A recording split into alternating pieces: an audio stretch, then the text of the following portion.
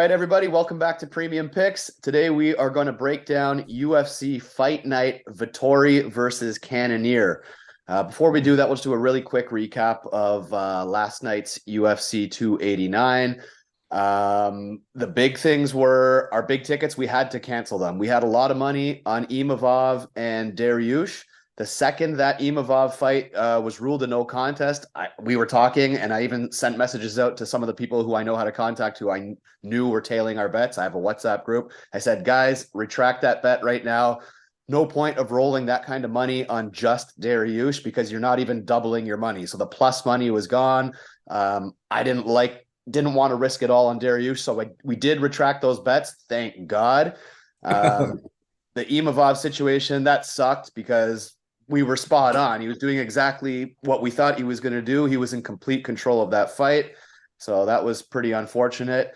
If you watched our initial breakdown, I said it. I should have stuck with my gut. I thought Blake Builder kind of was shit. I said he's not very good. And I said Miranda Maverick, another one I really was not big on.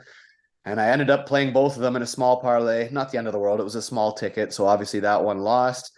Other than that, obviously Canada looked great. Undefeated on the board. The fights were okay. Not a lot of name power. Wasn't the greatest for a pay-per-view. But anything you took away or anything you want to add? I mean, I should have tailed my own bets on Barrio and Ige a little bit better because I was strong after the week went by. I was pretty strong on those guys, so I should have played those together. My biggest two leans on the whole card were the under 2.5 in the Malat fight and the under 2.5 in the Charles Beneil fight. Should have went with my gut on that and played that one a lot harder because putting those two together, you were getting plus money on two unders that probably were in the 90th percentile to hit that. So, and I was spot on. I didn't have as bad of a night because I actually won on Amanda decision, no same game parlay, Amanda decision, no knockdowns on the $20 bet, paid 200. So, got lucky on that one. Made up for all the parlays I lost on Dariush and Builder and we talked about that Jazz of Vicious chick during the fights, and we did change our mind. I saw where the money was flowing too, so at least we could. You guys got to pick things out live as well. Uh, so when you're watching these fights, kind of look for kind of some things to pick out live. That's all I have to say. I even messaged you actually. I think it was right after the weigh-ins. I said I really liked JJ's energy. Like I could pick up on a confidence that I really liked. And I did have Jasmine in like 3 smaller tickets. And hey, I mean, thank God for those, I guess. Honestly, it was the first card in a long time that I lost, and I retracted the big bet. So it wasn't nothing to sweat about, no big deal. We've Yeah. won so many cards in a row. So on to the next one. All right, UFC Vettori versus Cannonier. First fight of the night, we have Modestas Bukauskas versus Zach Pauga. This has potential to be extremely boring. I do have Modestas here. I think he's the better striker, and I don't think Zach's going to use his wrestling, or I don't think it's going to be that effective. I mean, for Zach to win, I think he has to hold him on the fence for 3 rounds, and he can do that. But Zach actually has 0 takedowns in the UFC. So I know he came in as a wrestler, but he's not really getting the takedowns. So is he going to hold him for 3 rounds on the fence? Maybe. But I think Modestas is the much better striker. Zach looked like he wanted nothing to do with exchanging hands with Jordan Wright. And Jordan Wright wasn't even really fighting the fence grabbing that much. So I think this is Modestas' fight to lose, but I think it has potential to be very boring. So give me Modestas by decision, or maybe he sparks him, but probably by decision. That's what I think. What do you got? Pauga used to be a wrestler like pre-UFC. I haven't seen anything like you said, even in what's it called? The Contender Series, not Contender Series. He was on the show Tough with Amanda Nunez and thing. Even that, no, nothing. I mean, both have 100% takedown defense, so this is going to probably be a long, drawn out striking battle. The overs are very live here, folks.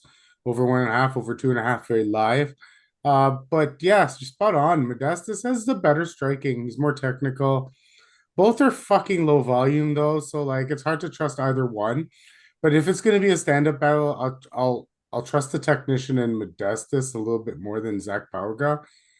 He just can't get controlled, like you said. So Right now, I'm leaning to Modestus as well, based on better striking. All right, moving on. We got Ronnie Lawrence versus Daniel Argueta. This is absolutely a grappler versus a grappler. Ronnie Lawrence is a decent favorite here, and I know a lot of people are fairly big on him or picking him. I think Daniel Argueta's got a very live chance to win this fight. This whole fight's going to come down to who can get on top. Like I said, it's wrestler versus wrestler, grappler versus grappler. I think it has potential to be extremely boring. The safest pick is it's going over. I don't think either of these guys are finishing the other one. So I would maybe stab the dog, but I think I'm going to pass or over. If you want a conservative pick, it's going to be a long, drawn out fight. Grappler versus a grappler. It's one of the less exciting fights for me. What do you think? So I've always been a big fan of Ronnie Lawrence because I like his wrestling, to be honest with you. Now he's 3-1 in the UFC. Before his last loss to Kakhramonov, he displayed some of the best chain wrestling I've actually seen in a long time. Total of 26 takedowns in three UFC fights for a takedown accuracy of about 77% before Kakhramonov got to him. Now his defense is about 47%, but he showed in that Kakhramonov fight, if your grappling's better than his, he can be out wrestled. Argueta is 1-1 in his UFC tenure. He lost his first fight in the organization to Damon Jackson, but I believe, I don't know for sure, but that was like a short notice fight. So he did follow up with a win over Nick Aguirre or something like that. We flexed his ground game. So suffice to say, just like you said, the person who can implement their ground game will win this fight. Now, like that's hard. Like Argueta was against Damon Jackson, who's a pretty good fighter, and then Aguirre, who isn't. I don't know who's gonna implement their ground game. I've seen more from Ronnie Lawrence, so I'm gonna go with Lawrence as the slight favorite because I've seen more out of his ground game. But like you said, the dog is live here. It's not one of my confident picks of the card, but yeah, I'm gonna go with Ronnie Lawrence. All right, moving on. We got Teresa Bleda versus Gabriela Fernandez. Bleda's a sizable favorite here, and I don't think she should be. I think the line should be a lot closer. Fernandez was dominated by JJ. I think that might have been her last fight out, or that's the fight that sticks out in my head at least. But Bleda's not JJ, and Fernandez should have the striking advantage, or at least the power advantage. So I think this fight's a lot closer than the line suggests. I don't think Bleda can dominate and do what Jasmine did to her. It's a pass, anyways. To be honest, it's not a fight I'd be betting. Give me the over, and yeah, I'll still take Bleda, but I think it's going to be closer than the odds suggest. So Bleda and over would be my two suggestions. What do you think? Fucking these odds are super wide. You're looking at like minus 275 on Bleda, which is pretty much the same odds you were getting the goat at this weekend. So like you're rethinking about taking the goat at just minus 300.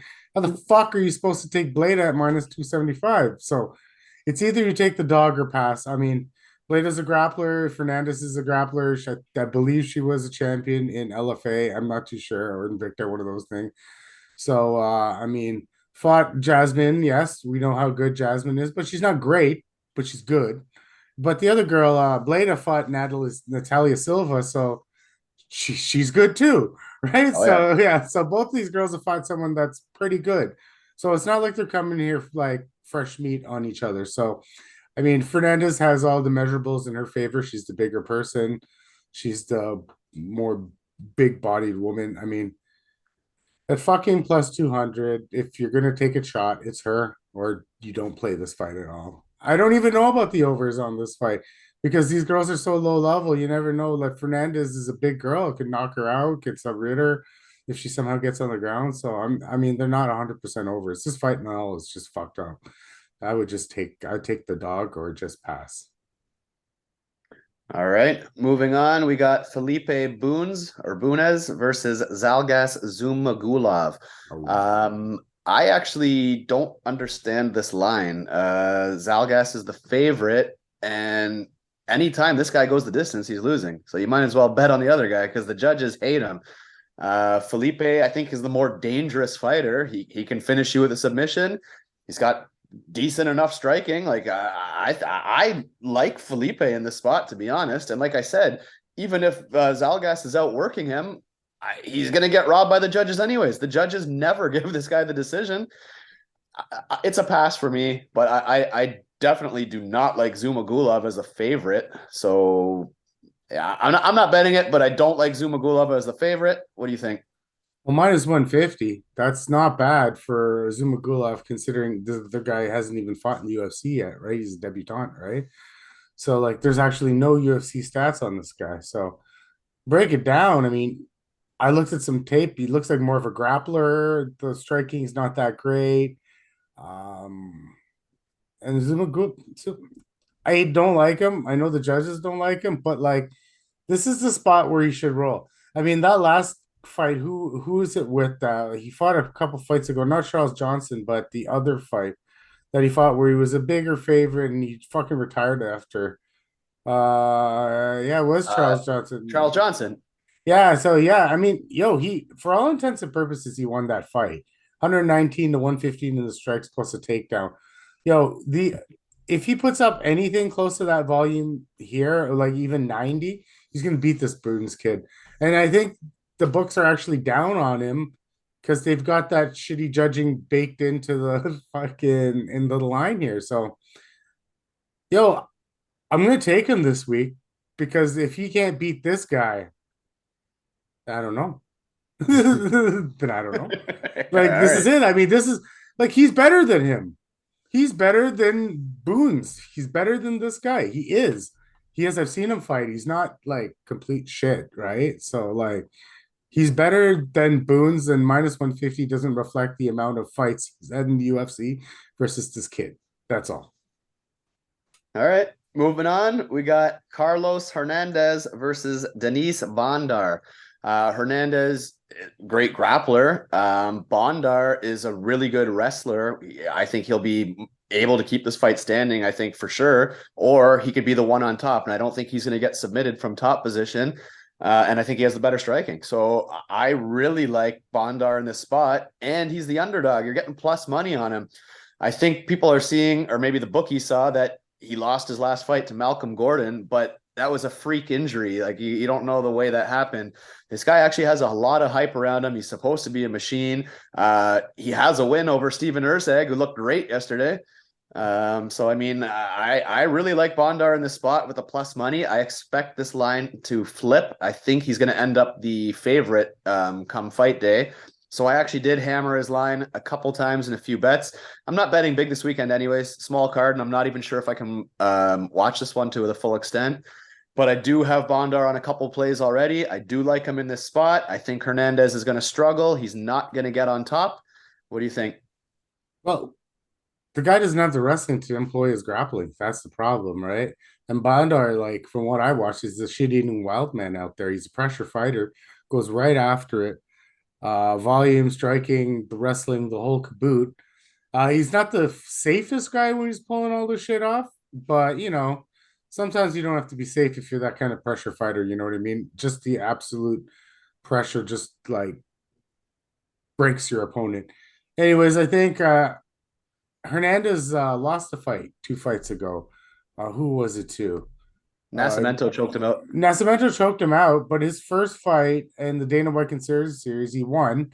He got taken down 5 times and got a split decision, and Dana didn't sign him, right? And he had to come afterwards. Then he fought Victor Altamirano and beat him on a controversial split decision again. So yeah, this guy isn't that good.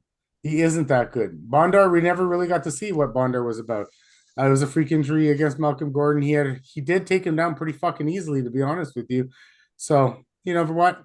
This is a good dog spot for me. I think I've watched the regional tape on him before the Malcolm Gordon fight. I feel like the pressure is going to break Hernandez, and hopefully, if he doesn't finish him, the judges see it in his favor. So I'm picking Bondar as well. I just want to add, actually, before we go any farther, guys, this is actually like dog central, this card. I feel like every dog is live. I almost feel like if you bet every single underdog on the card, you might end up money on this card. I truly believe some underdogs are going to come through pretty big here. And I mean, I guess that happens in lower level cards anyways, lower level fights. There's more like less defensively sound fighters. So I wouldn't be going crazy on any of these personally, but that's definitely a dog that I like. All right, moving on. We got Kang versus Christian Quinonez. This is actually probably going to be a pretty fun fight. Christian is extremely like guns out, super fast pace. He goes after it right away. He's a wild man. Sometimes gets himself in trouble. He overextends and overcommits to everything and gets reversed and stuff. But it should be a fun fight. I kind of go back and forth because you know what? Kang is very tough, and I think people are underestimating him. I think Kang is okay fighter. I'll still lean on Quinonez. I have him in one small parlay. I don't love him, but I think he'll get it done by decision. Kang's had 27 fights and he's never been finished. So give me Quinonez by decision. What do you think? Insert Mr. Perfect music here right now. Yeah, that's his name, bro. I love that guy. He's actually a really tough fighter. Does his best work on the ground, to be honest with you. He's a good grappler. Now, like, I don't know if he can get Quinonez down to the ground. Haven't seen a lot of people do so. And I've also like not what like all the tape that he's had. It's like he's a very good pressure fighter, like you said, but fight IQ lacks a little bit, overzealous at times, and goes too hard for the finish or too hard for what he's going for and gives up position. So, needless to say, like Kang can't take advantage of it, and he's a tough son of a bitch. So, I want to see something like the overs are really live here, over 1.5, over 2.5, very live. Fight goes to decision, very live. It's like who could employ their game better, the pressure fighter, or does Kang really like stymie him? Because we're talking about Mr. Perfect, a guy that has like several fights in the UFC. We're talking about lots, and he's faced decent competition, like a Ronnie Yaya and stuff like that. Ricardo Ramos, you know. But he's also faced a lot of the shittier guys like Caceres and Chico Camus and stuff like that. But we're talking about a 10 fight vet here, so I don't know. Minus 175 on Quinonez seems like a lot. I haven't seen a lot from him lately, and I don't know that much about him. For me, this fight's a pass aside from the overs. I really like the overs here. I think both guys are survivable. You say minus 175? I'm pretty sure I hammered him at 130 this morning. Really? I thought I I saw minus 175 on his ass. I could be wrong. I mean, I could be wrong. I can't pull up my tickets right now, but I thought I got him at like very slight favorite. I Yeah. could be wrong. I got to go back and look at my. You know what? I'm going to be posting them at the end of the video anyway, so I could be wrong. Yeah. All right, moving on. We got a fun fight. We got Jimmy Flick versus Alessandro Costa. This is Minus an absolute. 175. Minus 175. Sorry to cut you off, buddy. No, that's fine. But I was wondering what he opened at because I thought I hit him this morning. I thought I hit him because the lines have actually moved a lot today. Vettori's moved big time. Yeah, sorry. Move it back to the fight. Jimmy Flick versus Alessandro Costa. Classic striker versus grappler.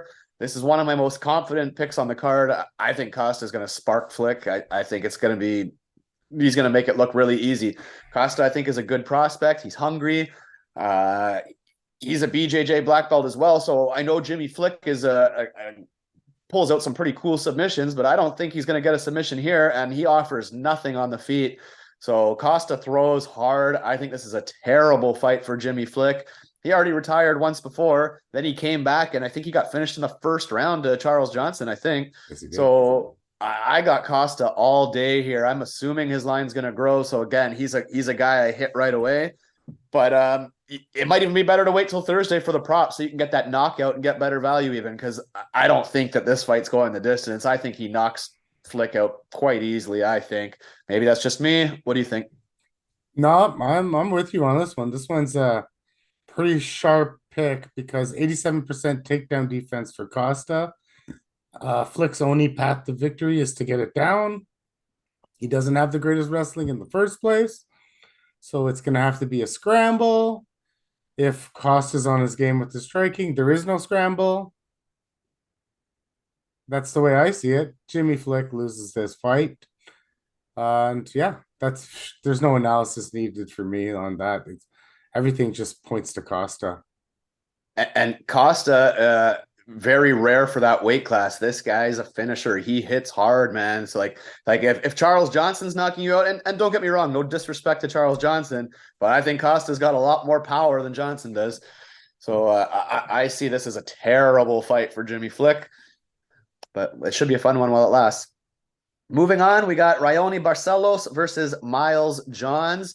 Barcelos should have him beat here. I mean, he should be better everywhere, you'd think. You'd think he's the better grappler. He should be the better striker, except the couple red flags. Very old and coming off a brutal knockout loss to Umar Nurmagomedov last fight.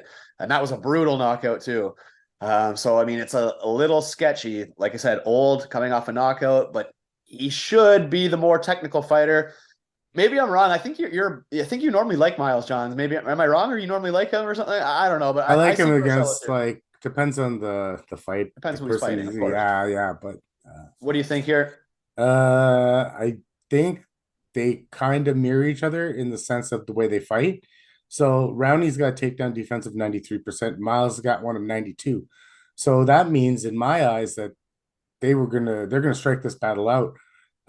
So therefore, striking numbers, Rowney 5.69 strikes per minute, and Miles 3.63 strikes per minute. So Rowney got the volume, but he also absorbs more. So for all intents and purposes, Rowney should out volume him in this fight. And if anyone gets it to the ground, it's probably Rowney, but I don't see it hitting the ground too often. Rowney might hold him up against the side of the cage, something like that. But yeah, I don't feel like this is going to hit the ground. I mean, one red flag is Rowney's chin is, I don't know.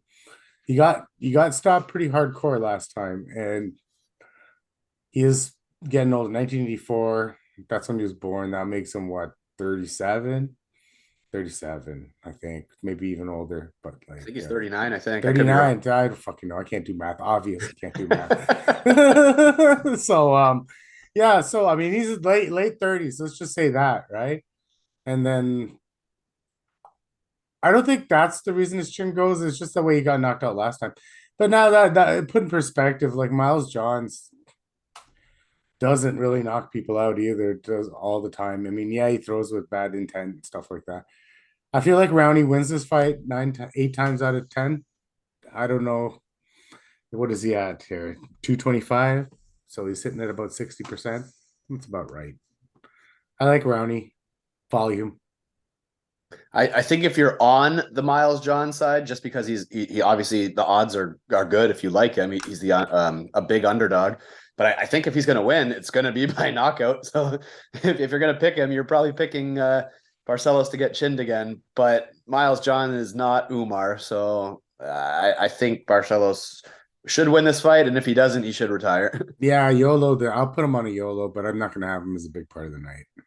All right, guys, now moving on to the main card. Before we get into this, don't forget to like, don't forget to subscribe. All right, moving on to the main card. First fight, we got Muslim Salikhov versus Nicholas Dalby.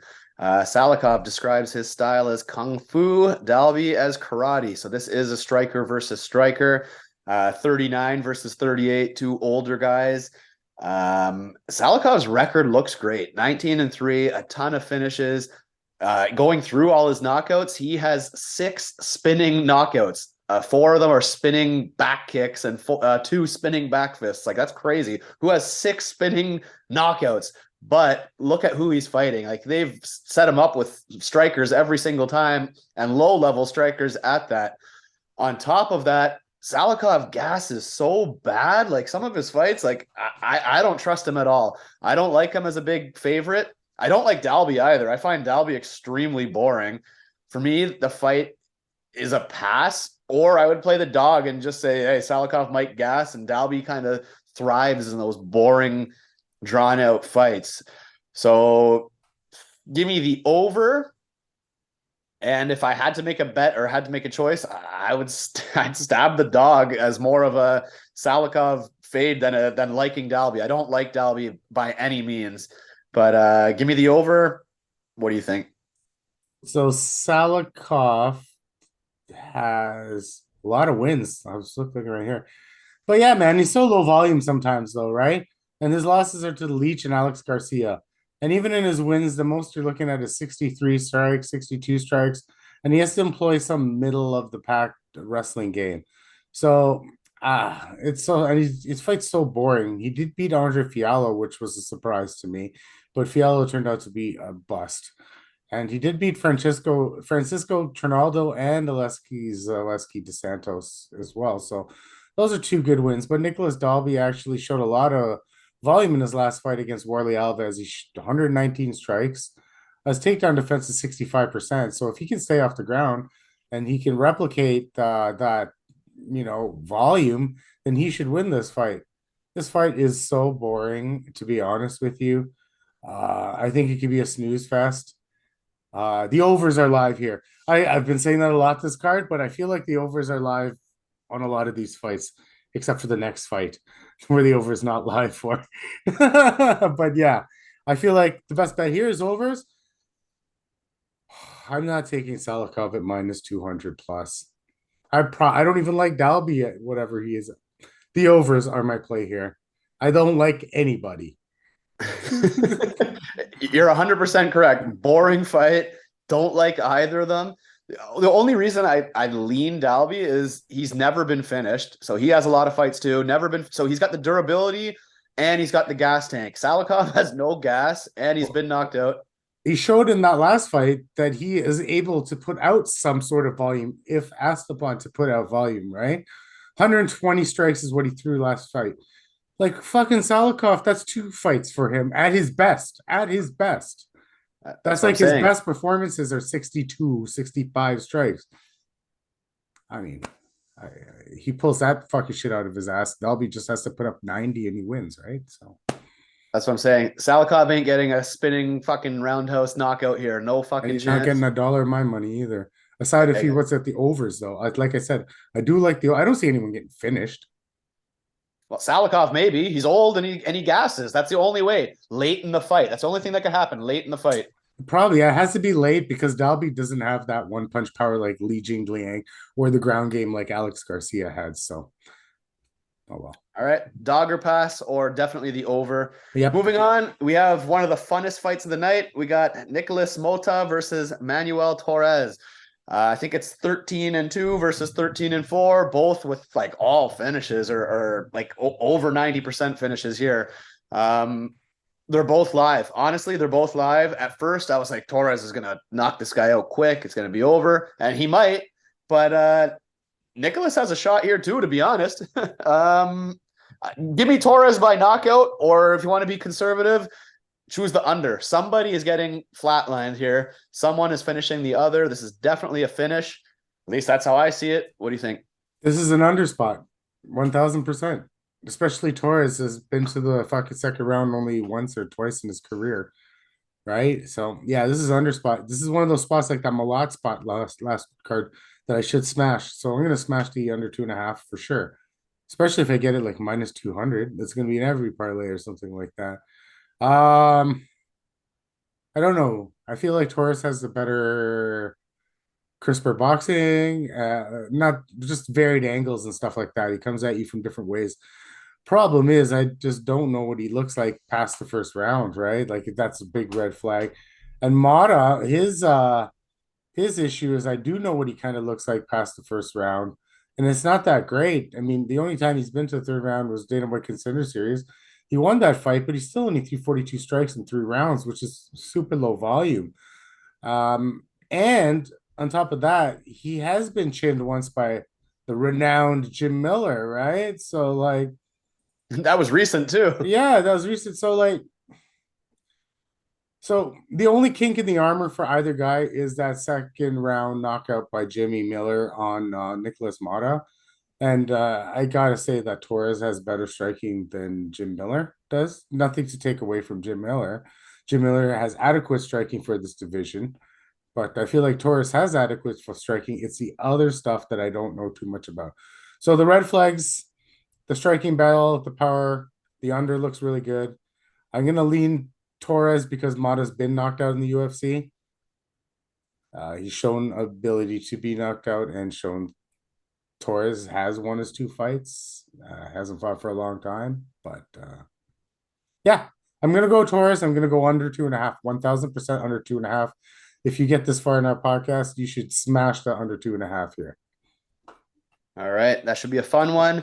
Moving on, we got Pat Sabatini versus Lucas Almeida, classic grappler versus striker. Sabatini has a ton of fans, and he is good. He is pretty exciting, but he needs to get this down quick. And Lucas Almeida has shown great takedown defense. I believe he's actually a BJJ black belt as well, so I don't think he's going to be super easy to submit if Sabatini does get him down. And he hits like fucking hard, man. He's got good strikes. He hits hard. I like the dog play here. Maybe I'm crazy. I like Lucas Almeida by knockout. I think Sabatini he cannot afford to stand for any 2 minutes of this fight. He needs to get it down, and he needs to get it down quick. And I think Almeida is going to be able to find the chin. That's what I think. Maybe I'm crazy. That would be one of my underdog picks for the card for sure. That's for me. But I think this is another play where you pick doesn't go the distance, because I think if Sabatini is going to win, he's got to take him down and tap him out, because I don't think he's going to be able to hold him for 3 rounds. So he's got to. It's a risky fight. I like Almeida. Give me the dog by knockout, or conservatively does not go the distance. What do you think? Well, Almeida's got that striking, right? So I didn't rewatch the Trezano fight. So when we do this updated our bets for Thursday, I'm gonna rewatch the Trezano fight. I need to see how Trezano if he made any entries and how Almeida won against defending those entries, or if he did, right? Because that's what, like you said, that's how this fight's going to be won, right? Sabatini makes pretty good entries, and when he can't get his wrestling employed, he's a monster on the ground, right? So he should. The first 2 fights in the UFC, tapped them on pretty quickly. The next 2, he got 5 and 6 takedowns respectively, and he dominated the fights. He did get unanimous decisions, I believe. I'll double check that while I'm talking here, but yeah, unanimous decisions in those last 2, and then a loss to Damon Jackson. But yeah, I mean, if he can't get that ground game employed, then he's going to lose this fight. I like the under. I don't have a pick yet. Gun to my head right now, I'm going to go side with Sabatini to get it down, because his wrestling is decent. But I got to rewatch. I'll be honest, transparency is the key here. I got to rewatch Trezano fight with Lucas Almeida, and I got to see what kind of entries Trezano has, and then just put those entries up against Sabatini's entries and see how well Almeida shrugged him off. And I might switch my bet by Thursday, but I'll let you guys know on the next cast. So he defended the takedowns no problem, Really? and he hit him with some big shots that I don't think Sabatini would have took. Like, this guy, I'm telling you, he throws Okay. with bad intentions, man. And Well, that's the thing, right? I just want to see how they came. Well, if you say they came in, I'll do it for myself, obviously. But like, like it's how he looks, how he employed the wizard, how you had to push down the head, kind of that stuff, right? So and he actually he knocked Trezano down a couple. I think it's more than once, and he didn't even go into his guard, like, which was strange, because it's not like Trezano's. oh, It's not like he's some dangerous or super dangerous ground fighter, but he's smart. Like, he was like, nope, get up. Like, so even if he knocks him down, he showed the IQ. Like, I'm not going down there and playing your world. Get back up. So I like that. okay. Yeah, I don't know. All right. No, but like, because Sabatini is a pretty darn good big favorite at one, like, minus 180, I think it is, or something like that, right? Yeah, and like you said, need more tape. Like, I haven't, or maybe I might have him in one bet or whatever. But we're gonna watch more. So Thursday we'll give you an update on that one. Oh But yeah. it's definitely one I'm gonna have my eye on. And I'm interested in. I like that one. I like that one a lot. And it comes down to where the fight employs, folks. If this fight stays standing, this is not even a fight. All right, moving on. We got another very fun fight. We got Christian Leroy Duncan versus Armen Petrosyan. This is a striker versus striker. Armen is a great kickboxer. He's not bad by any means at all. And Christian Leroy Duncan, he's a knockout artist, 8-0, and I think 8 knockouts, or mostly all knockouts. Let me pull this up here. Okay, 8-0 with seven finishes. He's a finisher in every sense of the word. And Armen's a really good kickboxer. I think people are sleeping on him. I think if the fight was to go the distance, I think Arman technically might be a little bit more technical.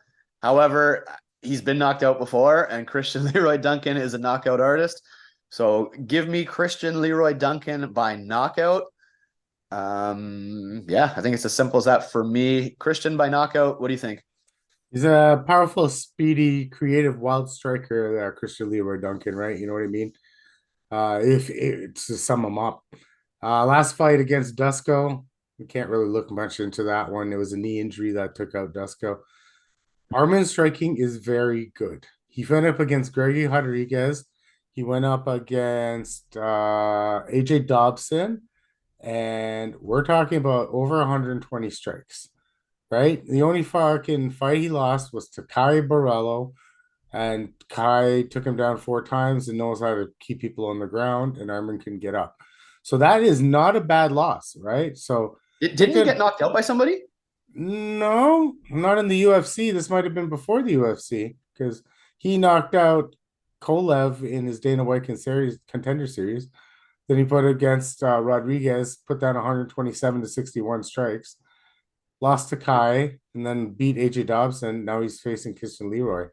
So he was knocked out 2 years ago in the first minute of the fight. Yeah, but you know, But I don't know who that. I mean, shit happens. yeah, you know, and that okay. So basically, his takedown defense is a problem, but I don't see Christian Leroy Duncan taking him down or like employing a huge wrestling game here. And he's really good at the scrambles, though. So aside from Kyle, who's on a different level with the grappling, like these other guys will take him down. Who I'm pretty sure someone else. Yeah, Gregory Rodriguez took him down. He got up twice. AJ Dobson took him down 3 times. He got up and still threw over 120 strikes. He has a wealth of more of stiff competition compared to Christian Leroy Duncan. He's way more tested. There's too many red flags. I don't know enough about Duncan, and I know a lot about Armand here. And I'm going dog on this one for sure, man. There's just too much fucking red flags on Christian Leroy Duncan. I'm not saying I'm gonna like I am gonna do a dog parlay this week because there seems to be a lot of dogs, to be honest with you. But yeah, I mean, what are we looking at here? Plus 130? I feel like so fuck. You're up. It's basically a debutante against Armand, who's been up against like you got to think Gregory Rodriguez is better than Christian Leroy Duncan at this point in their career. I don't know for sure, like, but like, but at least AJ Dobson should be better than Christian Leroy Duncan too. Like, this guy I have this. He hasn't fought enough people for me to. Armand's fought good, shown good volume. The chin's good too, right? Like he's been hit a few times, and the chin looks good too. So he might rely on the chin a little bit too much. But people that rely on the chin know they have a good chin. So I trust them. I like the dog shot here. Definitely don't fault anyone for the dog pick pretty much on every single one of these fights. But I mean, you can't fault Christian for beating everyone who's put in front of him. He can only beat who he's given, right? And I don't think RoboCop is that good. Like I've never been big on him, so like I think he would knock RoboCop out personally. I think RoboCop's chinny, but but who knows? I mean, we're gonna find out. You know, this is a fight we're gonna find out. So don't go crazy on it. They're both live. They're both. I can't fault anyone for going either way, but I'll take the undefeated touch of death. But I don't know. Should be a fun fight. Striker versus striker. It should be fun. Moving on, we got Arman Tsarukyan versus Joaquim Silva. Minus 1100. That's all it needs to be said. Minus 1100 favorite for Tsarukyan. I guess rightfully so, but I don't think anyone should be minus 1100. The guy's obviously a cardio machine. He can take you down. He should be able to take down Silva quite easily, I think, and just overwhelm him with pace. But Silva, he does hit hard. He does have a black belt. I mean, he's no slouch by any means, but that's just how much confidence everybody has in Tsarukyan. So yeah, sure, I'll take Tsarukyan as well, but minus 1100, there's no chance in hell I'm playing that. So if the props come out and somehow like a decision is plus money or something like that, then sure, maybe. But I don't think you're getting plus money on this guy any which way you look at it. So for me, it's just there's no point of betting for this. What do you think? You think Joaquim can survive a few rounds? Maybe the overs are good. Well, I mean, Tsarukyan's not really a finisher. I mean, he's fighting top No, he's guys. not, but He's not. So that's why I'm saying if you could somehow get plus money or something good on a decision, I think maybe that would be the play. But I don't know. As of right now, there's no props and there's no chance I'm betting minus 1100. No oh chance. no, there's no 1100 on this, so we got to make this better because I'm not even gonna break this one down. Like, there's no way to put it. Like, this guy should dominate. This guy should beat him in every such way, the facet of the game. How long he wants to stand with him might be to his demise. I mean, that's the only shot that Silva has is to get a KO standing, and Tsarukyan's too smart. His fight IQ is too good to just stand there. He's a solid wrestler, great. Sorry, he's a solid striker, but great wrestling, right? Took down Demir 7 times in that fight. He's had a fight where he took a guy down 15 times. Broke it down a couple of weeks ago. Who was that? I was like, it's 10 times. Matt Frivola. He took out Matt Frivola, steamroller, fucking 10 times. So we got to make a way. When the props come out, if a decision's plus money because they think it's going to be a finish, then yeah, fucking go decision. I don't know. You got to figure out a way to get better money on this. So maybe a same game parlay, figure out some other like props and mix away the win with. I don't know. Yeah, that's all that needs to be said. Win and over, but there's no chance. No point at that price tag. Moving on, we got the main event. We got Marvin Vettori versus Jared Cannonier. The line has shifted big time. Vettori was a minus 160 this morning, and now they're both minus 110. So it's a dead even pick 'em right now, which means a lot of money came in on Cannonier in the last couple hours because I have a ticket I'm going to show in a minute, and I got Vettori at minus 150, and now he's minus 110. I was like, fuck, I wish I waited on that one. But so obviously I just gave away my pick. My pick is going to be Marvin Vettori. I absolutely hate the guy. So first of all, let me say Marvin Vettori fights are boring as hell. So you know what? I'd be happy to get this bet wrong, and I'd be happy to see Cannonier knock him out. Unfortunately, Marvin Vettori has a concrete head. The guy does not get knocked out. The guy, maybe he has no brains to scramble. I don't know what it is, but he can take a fucking punch. I'll tell you that. And Cannonier is so low volume. So for me, I think Vettori's going to cruise in this fight. I think he's going to walk Cannonier down. I think he won't get knocked out. So he's going to outland him. Maybe he'll eat a couple big shots on the way in, but he will outland him. And I think he's going to be able to work the wall and stall, grind on him, clinch, maybe get a couple trips. I think it's actually going to be fairly clear cut. I think he lost his last fight to Dolidze, to be honest. I thought he lost his last fight, but I thought Cannonier lost his last fight very clearly to Strickland as well. Regardless, just everything is on the Vettori side for me. I know that you're kind of on the other side, and that's cool. The guy, dead even fight, so pick a side. There's nothing wrong with that. It's 39 versus 29. Vettori's 29 years old. I think he's probably still got room to grow and get better. Cannonier's 39. He ain't getting better. So I like the cardio, I like the durability, and I like the volume of Vettori, and I like him to mix in some clinch work, some grinding, some maybe some trips. I just like everything is on the side for Vettori for me, and at a even pick'em fight, I'm actually growing in confidence for Vettori, and what I think will be a very boring fight, by the way, and an over. That's my prediction. What do you got? Yeah, so Vettori is a grappler at heart. He's developed a striking volume over the years, but it's not that good. He relies so much on his granite chin, right? And Cannonier is a massive for this weight class, which is weird to say. He's very powerful, and yeah, that fight with Sean Strickland was pretty close, but I think he won because of the visual dynamics of that fight, right? His shots looked like they were doing more work. His shots always look more powerful than the other guy's shots. And I rewatched the Dolidze Vettori fight. Yeah, I thought that was this afternoon after we talked. And I thought Dolidze won, and then I could see how Marvin won that fight. He outstruck him by 40 strikes, and he was a little bit more Yeah, he did. It was 71 to like 110, Wow. 111 or something like that. I didn't even know that until I watched the fight. And I was like, okay. But okay, so I'll put it this way. I like Cannonier at plus money. Now that it's even odds is kind of weird because I would have taken Cannonier at plus money because I see this as a close decision, kind of like that Sean Strickland decision that he had last time. they were like their strikes were like so close. I think it was like within five of each other, right? So that was, and he had one of them had one takedown, which probably meant nothing. So yeah, I mean they were within five strikes of each other, and I see the same thing happening here. Now the odds will dictate how I bet on this fight or how I go about it. But one thing I do like is the over 2.5, maybe even the over 3.5. Vettori hasn't been knocked out in a long time, and depending on what the odds are, I might even take fight goes to the decision because Vettori, even if he loses this fight, he's hard headed enough to take a beating from Jared Cannonier.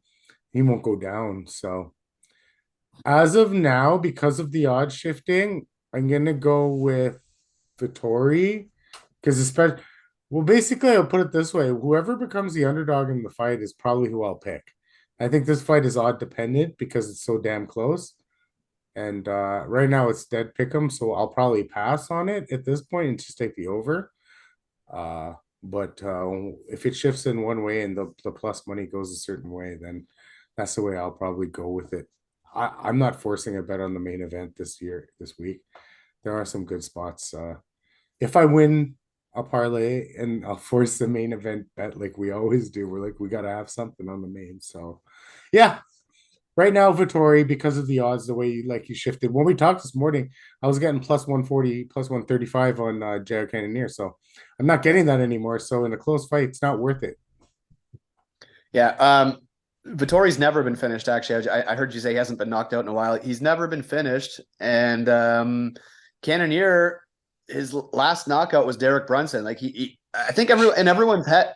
What's that? He's so chinny, Derek Brunson. So chinny. But I think like even in my own head, I was thinking, oh, Cannonier's a knockout artist. No, he's not. He's really not. The Anderson Silva was a leg break. Derek Brunson's Derek Brunson. He really hasn't been knocking anybody out. So he's not going to knock out Marvin Vettori, who's never been finished. So the overall day, if there is a finish, and it would be Vettori finishing him because he gasses or something, but Vettori's not a finisher either. So I like the over all day. Jared doesn't gas. He doesn't gas now. He used to gas when he was in heavyweight. You got to remember this guy came all the way down, right?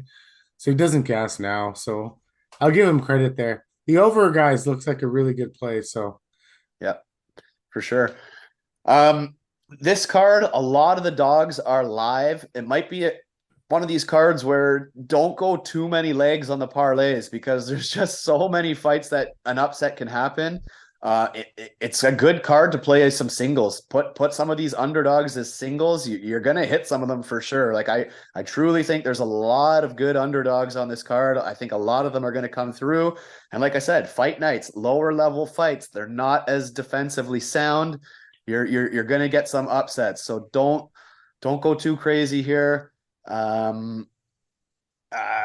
Wait for UFC 290. That card is absolutely stacked. Bellator Friday, pretty good card. We're probably going to drop a video on that as well. Look out for that. And before we wrap up this one, let's just quickly go over who's your most confident picks. Who do you like? Like if you were making a parlay right now, who do you like? I was doing that in my head. So a four-legger right off the bat, I would go with Bondar, Costa, Nicholas Motta, Manuel Torres under, and an over in the main event, Vettori and Cannonier. I think that's guaranteed. that would be my right away. That would be, I would drop a single on Armand Petrosyan because I really like him.